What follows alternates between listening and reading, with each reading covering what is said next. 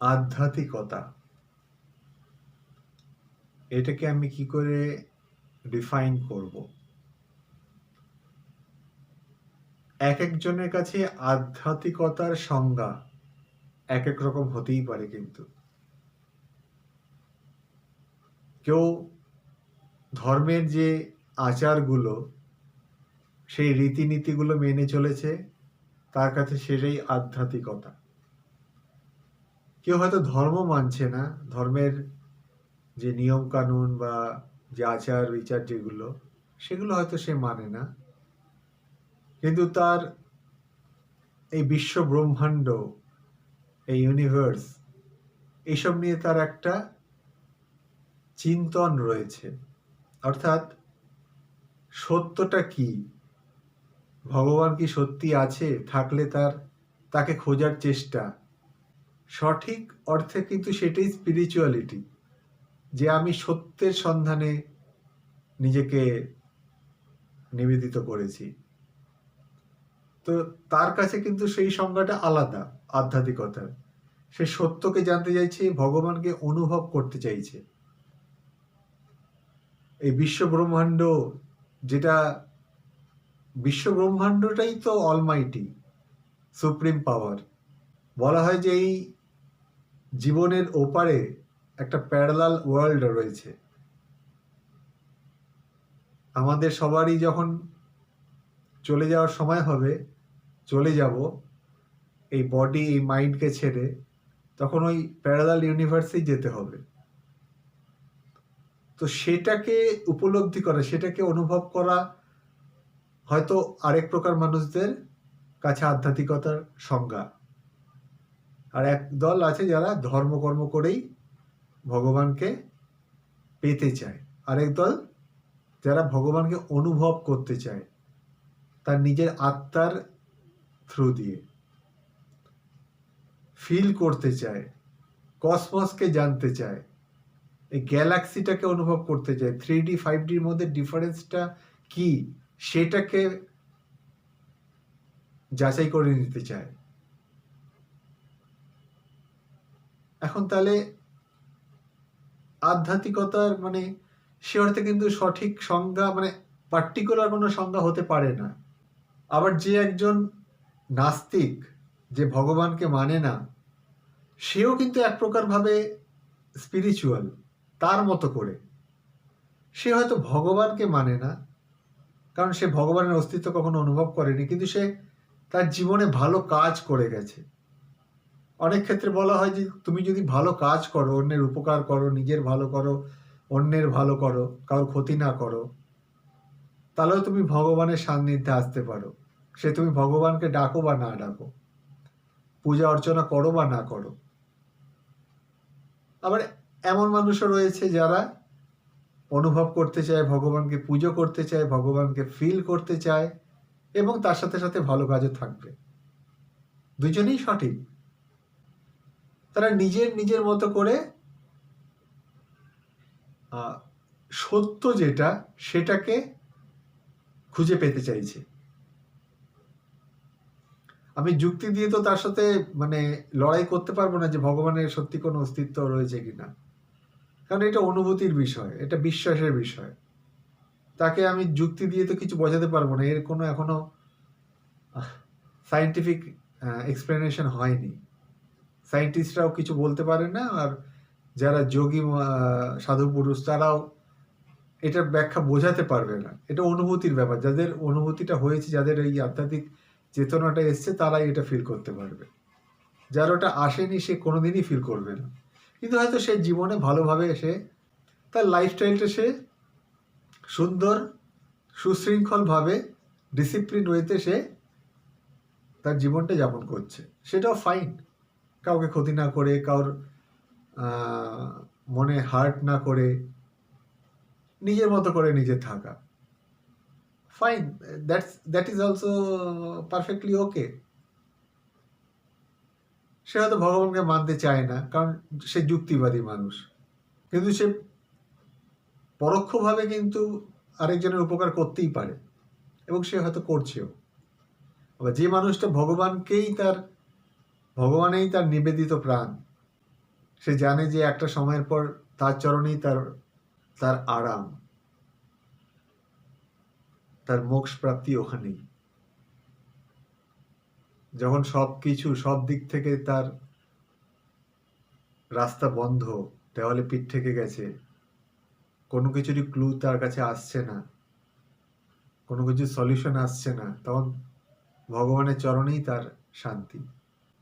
আর কোথায় সে মাথা ঠেকাবে? সে তার মতো করে ভগবানে বিশ্বাস রেখে সে বাঁচতে চাইছে, ভগবানকে আঁকড়ে ধরে থাকতে চাইছে। সেটাও ঠিক আছে। আমি কিভাবে ভগবানকে ডাকবো, ভগবানকে পেতে চাইবো, কিভাবে আমি আমার এই মানব জন্মটা পালন করব, কিভাবে আমি আমার লাইফস্টাইলটা লিড করব, আমার ডেইলি রুটিন কি হবে, সেটা সম্পূর্ণ আমার ব্যক্তিগত ব্যাপার। কেউ আমাকে ফোর্স করতে পারে না। কারণ একটা ব্যাপার হচ্ছে কি, কোনো কিছু কেউ বললে বা উপদেশ দিলে বা জ্ঞান দিলে অন্ধের মতো কিন্তু বিশ্বাস করাটাও কিন্তু বুদ্ধিমানের মতো কাজ নয়। তুমি তোমার মনকে জিজ্ঞেস করবে যে এই যে কথাটা তিনি বললেন, একজন মহিষী বা যেই হোক, আরেকজন তোমাকে জ্ঞানী পুরুষ, তুমি সেটা জিজ্ঞেস করবে এর কারণটা কি, এর ব্যাখ্যাটা কি। অন্ধভাবে বিশ্বাস করবে না। সেটা যেভাবেই হোক, সেটা বিজ্ঞানের কথাও হতে পারে, আধ্যাত্মিকতার কথাও হতে পারে। তুমি যুক্তি দিয়ে বিচার করো, তুমি তোমার বিশ্বাস দিয়ে বিচার করো, তোমার অনুভূতি দিয়ে বিচার করো, তোমার ইনটিউশনকে ইউজ করো। কিন্তু কাউকে ব্লাইন্ডলি তুমি ফলো করো না। তুমি যদি তোমার কোয়েশ্চেনের অ্যান্সার তুমি নিজেই খুঁজে পাও, তখন সেটাতে তুমি বিশ্বাস রাখতে শুরু করো, এবং সেই বিশ্বাসের কোনো অন্ত নেই। তোমাকে কেউ সেই বিশ্বাসের থেকে তোমাকে টলাতে পারবে না, কারণ you are convince to yourself, তুমি সত্যটা জেনে গেছো। কারণ এক একজনের কাছে এটা কিন্তু একটা চাপ হিসেবে অনুভূত হয় যে আমাকে ভগবানকে মানতে হবে, না হলে বোধহয় আমি মোক্ষ পাবো না, নাহলে হয়তো আমি ঈশ্বরের সমীপে যেতে পারবো না, ঈশ্বর আমার উপর রুষ্ট হবে। একদমই না। কোনো ঈশ্বর তোমাকে কখনো এসে স্বপ্নে বলে গেছেন এই কথা? তুমি কার কথা বিশ্বাস করছো? পৃথিবীতে আরেকজন বসবাসকারী একজন মানুষই, সে যোগী হতে পারে, মুনি ঋষি হতে পারে, যেই হোক, কিন্তু তিনি তো ভগবান নন। কৃষ্ণ ঠাকুর বা শিব ঠাকুর বা আল্লাহ কেউ তো তোমার কানে এসে বা স্বপ্নে এসে বলে যায়নি যে তুমি এরকম করো। আমাকে কেউ বলেনি কোনোদিন, স্বপ্নে দেখা পাইনি যে কৌশিক তোমাকে এভাবে চলতে হবে। তো আমি মানুষের কথা শুনতে যাবো কেন? আবার শুনতেও পারি যদি আমার ইচ্ছে হয়, যদি আমার তার সাথে কথার মিল, আমার মনের অন্তরের সাথে তার কথার মিল পাই, তাকে বিশ্বাসও করতে পারি। আবার না বিশ্বাস করার অধিকারটাও কিন্তু আমার রয়েছে। সুতরাং আধ্যাত্মিকতার ডেফিনেশন এক একজনের কাছে এক এক রকম। আমাদের সবার কি বলতো, এই কলিযুগে, ঘোর কলিতে, যখন আমরা ছুটছি, পাগলের মতো ছুটছি কিছু একটা পাওয়ার লক্ষ্যে, নাহলে আমাদের দিন রাত সব এক হয়ে গেছে, চোখে ঘুম নেই, শুধু কিছু পাওয়ার আশা, কিছু একটা, মানে যেটা আমরা জানি না আমাদের লক্ষ্যটা কি, কিন্তু আমরা ছুটছি। এমন একটা সময়, এমন একটা সময়ের সন্ধিক্ষণে আমাদের কিন্তু শান্তির দরকার।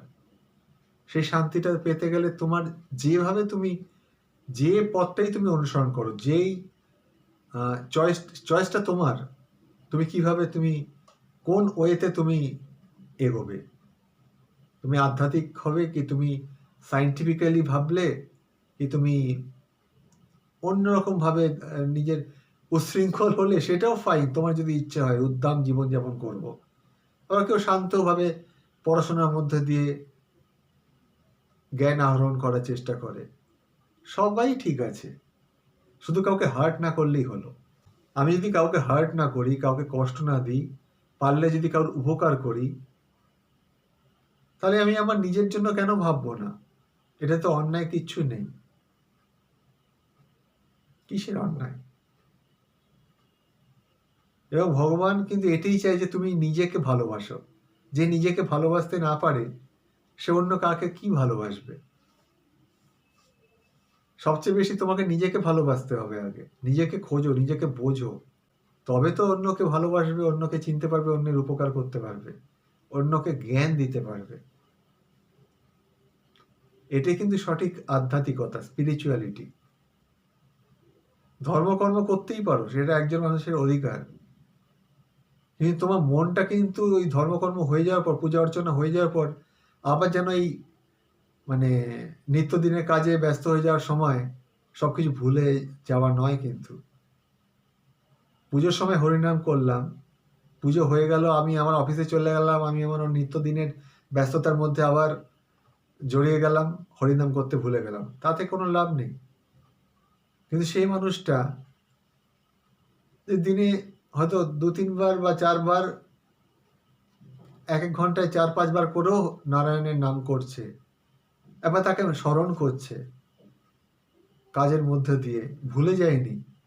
শুধু পূজা অর্চনের সময় নয়, সারাদিন একটু একটু করে সময় পেলেই তার মন্ত্র উচ্চারণ বা তাকে স্মরণ করা,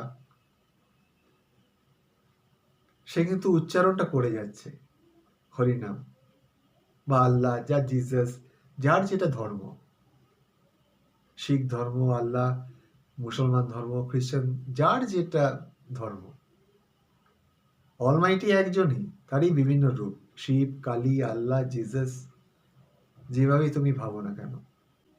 একটা কথা আছে, সত্য যুগে, সবচেয়ে প্রথম যুগ যেটা, তখন ভগবানকে পাওয়া সবচেয়ে কঠিন ছিল, কারণ তখন সবাই ভালো মানুষ ছিল। একটা ভিডিওতে আমি এর আগে বলেছিলাম, তখন 100% মানুষই সবাই ভালো ছিল, একে অপরের পরোপকার করত, নিজে খেতে না পারুক পাশের লোকটা যেন খায় সেটা ভাবতো। তো সেই সময় ভগবানকে পাওয়ার একটা উপায় ছিল তপস্যা, যেটা খুবই কঠিন। ত্রেতা যুগ এলো, তখন যজ্ঞ শুরু হলো, যজ্ঞর থ্রু দিয়ে ঈশ্বরকে কাছে ডাকা, যজ্ঞের থ্রু দিয়ে। তারপরে কি হলো, বিগ্রহ পুজো মন্দিরে। কলিযুগে, যেখানে মানুষের হাতে সময় নেই, সবাই ছুটছে, কি ছুটছে নিজেও জানে না, কিন্তু ছুটছে, এই পেতে হবে, ওই পেতে হবে, কেন পেতে হবে জানে না, কিন্তু পেতে হবে। এমন একটা সময় একে অপরকে ওভারটেক করে বেরিয়ে যাচ্ছে, কারোর প্রতি কারোর ভালোবাসা নেই, নফরত ভরে গেছে, শুধু আমারটাই আমি ভালো রাখবো, অন্যেরটা কি হলো আমার জানার দরকার নেই, পারলে ওকে একটু ক্ষতি করে দিয়ে আসি, কোনো দরকার নেই। তাও আমার একটা আজব মানসিক প্রবৃত্তি, এটা বিকার। এমন একটা পরিবেশে ভগবান বলেছে তোকে তপস্যা করার সময়ও তোর নেই, যজ্ঞ করবি এমন সময়ও নেই, মন্দিরেও যেতে হবে না, তুই শুধু আমার নাম কর, হরে কৃষ্ণ কর, তাহলেই আমি তোর পাশে থাকবো। আমরা এইটুকু করতে পারি না। সরস্বতী পুজোর দিন একটা পুজো করলাম, লক্ষ্মী পুজোর দিন পুজো করলাম, কি লাভ হবে তাতে? কালী পুজোর দিন সারা রাত জেগে পুজো করলাম, তারপর জেগে সেই পরের দিন আবার সেই খুনোখুনি, রাহাজানি, ধর্ষণ, সবকিছুর মধ্যে আমরা আবার সেই সব, মানে বলতে চাইছি যে আনন্দবাজার, বর্তমান যে কোনো সংবাদপত্র যখনই খুলবে ওই খবর, তাহলে হচ্ছেটা কি? টিভিতে যখনই দেখি খারাপ খারাপ খবর, একে পুঁতে দিয়েছে, একে মেরে ফেলেছে, একে গলায় দড়ি দিয়ে ঝুলে গেছে, একে গলা কেটে দিয়েছে, মা মেয়েকে মেরে ফেলেছে, ছেলে বাবাকে মারছে, প্রেমিক প্রেমিকাকে ছুরি দিয়ে আঘাত করছে, আত্মহত্যা হচ্ছে, এগুলো কি? তাহলে এই একদিনের পুজো অর্চনার ফলটা কি হলো? তার থেকে ও কি বেশি, মানে ভগবানের বেশি তাড়াতাড়ি কাছে যাবে নয়, বা ভগবানের ভালোবাসার মানুষ হয়ে উঠবে না, যে তার নামটা অন্তত করে? এইটুক ভাবে কিছু করার আগে যে আমি কিছু ভুল করছি না তো, ভুল কর্ম করে ফেলছি না তো? কারণ তার লক্ষ্য হচ্ছে মোক্ষ, আর মানব জন্ম নয়। এই মানব জন্ম তার কাছে অনেক অনেক বেশি, মানে পাহাড় প্রমাণ হয়ে উঠেছে, মানে একটা বোঝা, আর সে নিতে পারছে না। তো সে সবসময় চাইবে ভালো কর্ম করতে, ভালো কর্ম করে ভগবানের নাম করে তার কাছে যাওয়া। আর এই মানব জন্মের চক্করে পড়ে কিন্তু সেই জন্য তাকে নাম ডাক করে যেতে হবে এই কলিযুগে। কলিযুগে ভগবানকে পাওয়ার ওই একটাই উপায়, নাম জপ, মহামন্ত্র উচ্চারণ বা যে কোনো মন্ত্র উচ্চারণ, যেটা তোমার গুরু তোমাকে দিয়েছে। আর ভালো কাজ করে যাও, কারোর ক্ষতি করো না। কারোর ভালো করতে না পারলে তার ক্ষতি করো না। আর যদি কারো ভালো করতে না পারো, ফাইন, নিজের মতো নিজে থাকো, নিজেকে ভালোবাসো, তাহলেই তুমি সঠিক অর্থে আধ্যাত্মিক হবে। ভিডিওটা আজকে বেশি লম্বা করছি না, আবার নতুন ভিডিও নিয়ে পরে আসবো। আশা করছি তোমাদের আমার ভিডিওগুলো শুনে কিছুটা হলেও ভালো লাগছে। জানি না, তোমরা কমেন্ট করে জানিও।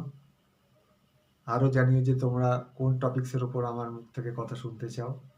আমার যদি সেই টপিকসের উপর জ্ঞান থাকে আমি নিশ্চয়ই বলবো। ভালো থেকো, আবার দেখা হবে।